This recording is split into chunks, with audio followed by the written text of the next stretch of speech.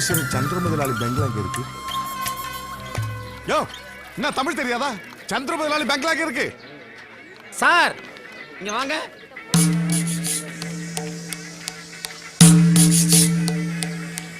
யார் தர்றீங்க? சந்திர முதலாளி. எவ்வளவு வரணும்? உங்களுக்கு எவ்வளவு வரணும்?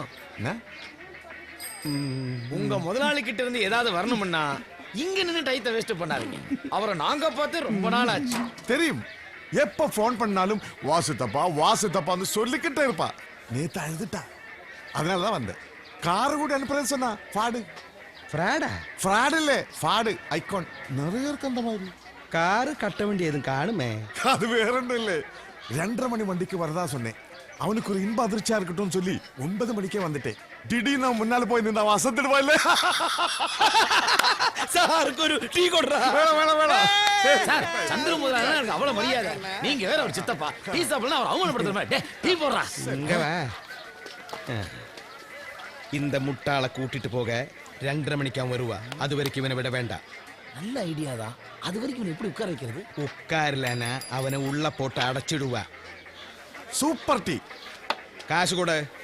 காசா? நீங்க தானே டீ குடி சொல்லி வாங்கி கொடுத்தீங்க. உனக்கு ஓசியில டீ வாங்கி தர்றதுக்கு நான் என்ன உனக்கு மச்சானா? மரியாதை குறையுது. இன்னும் குறையும். அந்த முதலாளி பங்களாக்குள்ள வழி. யோ, இப்படி ஒரு முதலாளி இப்படி ஒரு பங்களா எதுவுமே எங்களுக்கு தெரியாது. 2:30 மணிக்கு வர்றான்ல, அவங்கிட்டே வழி கேட்டு நம்ம 3 பேர் தெரிஞ்சுக்குவோம். உட்காரடா. வழியா விடுகிற கடைக்கார பசங்களா இது புடி நகரு.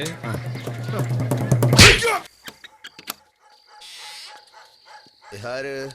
ஹில்வி பங்களா இதுதானே? அறிவு கட்டவனே, அதான் எழுதி போட்டிருக்கல. இந்த ராத்திரியில் எழுப்பி எதை கேட்கணுமா? இந்த பங்களா சந்திரோட தானே? யாரடா சொன்னா? கொடைய மடக்கலா. இந்த சந்திரவுக்கு பக்கத்துல எங்காவது பங்களா? இந்த தமிழ்நாடு பூரா தேடினாலும் சந்திர பங்களா கிடைக்காதே. நான் இல்ல.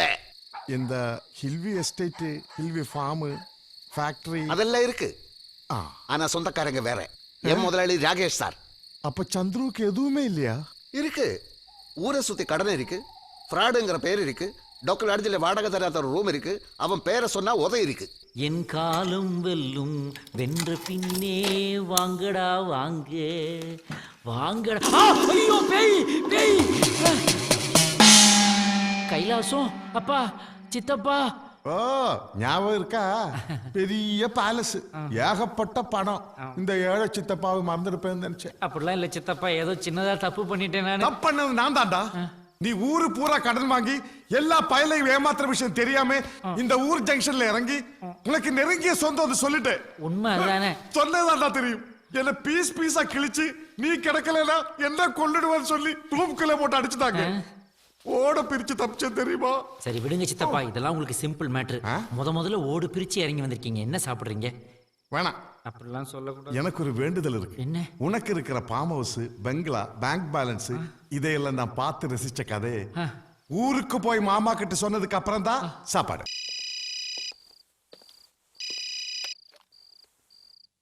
யாரா இந்த நேரத்துல போன் பண்றது? தாத்தா நான் தான் பேசுறேன். ஓ சந்துருவா. என்னடா இந்த நேரத்துல? கைலாசம் சித்தப்பா வந்தாரு. யாரு? கைலாசமா? ஆமா. அவன் எதுக்கு அங்க வந்தான்? 10 லட்சம் ரூபாய் பணம் வேணும்னு கேட்டார் தாத்தா. நான் சொன்னேன் அதெல்லாம் முடியாதுன்னு. அப்படின்னா ஒரு 5 லட்சமா கொடுனாரு.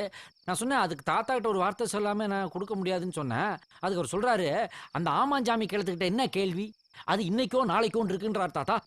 அவன் அப்படியா சொன்னா? அப்புறம் வேற வழி இல்லாம உங்ககிட்ட கூட பெர்மிஷன் வாங்காம தடவையா ஒரு பொய் சொல்ல வேண்டியதா போச்சு தாத்தா. அதான் எனக்கு ஃபார்ம் ஹவுஸ் கிடையாது, கையில காசு இல்ல, பிசினஸ் எல்லாம் மூடிவிட்டு லாட்ஜில் தங்கி இருக்கிறேன், ஊரை சுத்தி கடன் வாங்கி வச்சிருக்கேன் அப்படின்னு சொல்லிட்டேன் தாத்தா.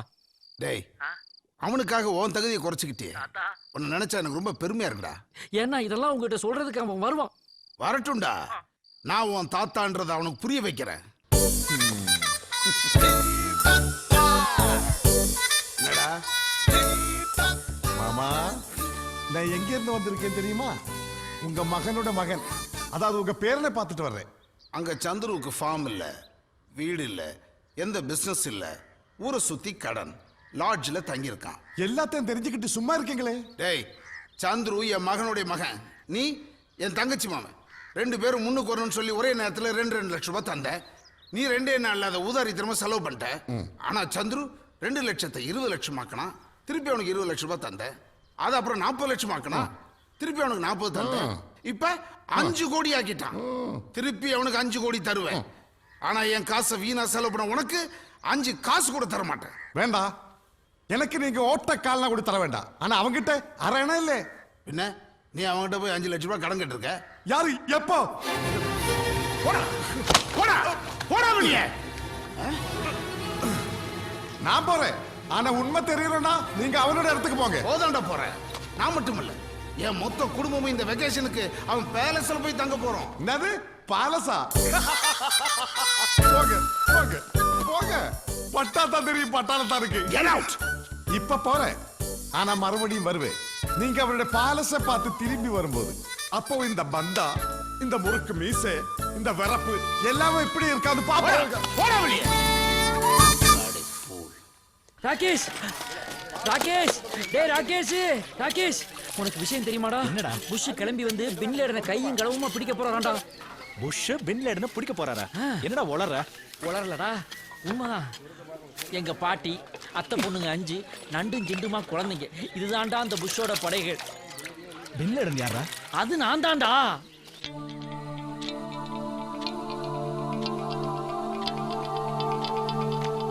என்னடா யோசிக்கிற? ஒண்ணு மட்டும் மறந்துடாது. அன்னைக்கு குன்னூர் ரோட்ல இடது பக்கம் போக வேண்டிய நானு வலது பக்கம் போனதுனாலதான் அடிபட்டு ரோட்ல கிடந்த உன்னை ஆஸ்பத்திரிக்கு எடுத்துட்டு போய் 5 பாட்டில் 3 பாட்டில் பாத்தியா, அவன் கூட மறக்காம இருக்கிறான். டேய், தாத்தா கொடுத்த எல்லாத்தையும் எங்க போய் தொலைச்சிட்டு இப்ப ஹெல்ப் பண்றானா நான் என்ன பண்றது? ராகேஷ், ஒரு ஐடியா இருக்குது, சொன்னா கோச்சு கூடாது. ஒரே வாரம் தான், ஒரு சின்ன அட்ஜஸ்ட்மெண்ட். எனக்கு வேற வழி தெரியாது. என்ன adjustment? ஒரே ஒரு வாரத்துக்கு உன்னோட ப்ராப்பர்ட்டி, தோட்டம், இந்த வீடு எல்லாம் என்னோடதுன்னு தாத்தா கிட்ட சொல்றதுக்கு பெர்மிஷன் தருவியா? டேய், இவங்கடா ஓடுறான்? இப்ப அதுவாடா முக்கியம்.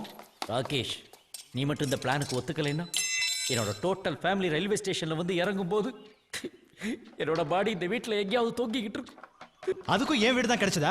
முதலாளி, இதுக்கு ஒத்துக்காதுங்க. இந்தாங்க, அந்த கையை வெட்டிடுங்க. அந்த 3 பாட்டில் ரத்தத்தை திருப்பி கொடுத்துடுங்க. அதோட தீர்ந்ததுல ரத்தம் வந்தா வெட்டிடுங்க. ராகேஷ், நான் உன் உயிரை காப்பாத்தினவன். ஆனா இவன் உன்னை கொலை பண்ண பாக்குறான்ப்பா.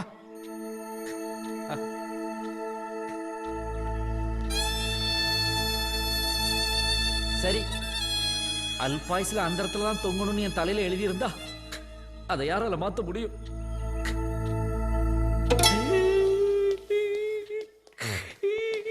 நில்லுடா.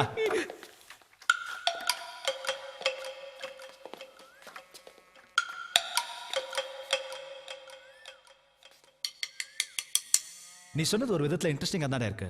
தாத்தா, பாட்டி, குழந்தைங்க, உன்னை லவ் பண்ற அந்த பொண்ணு நினைச்சு பார்த்தா த்ரில்லா இருக்குடா. முதலாளி, இடத்தை கொடுத்தா மடத்தை புடுங்குற கதையாயிடும்.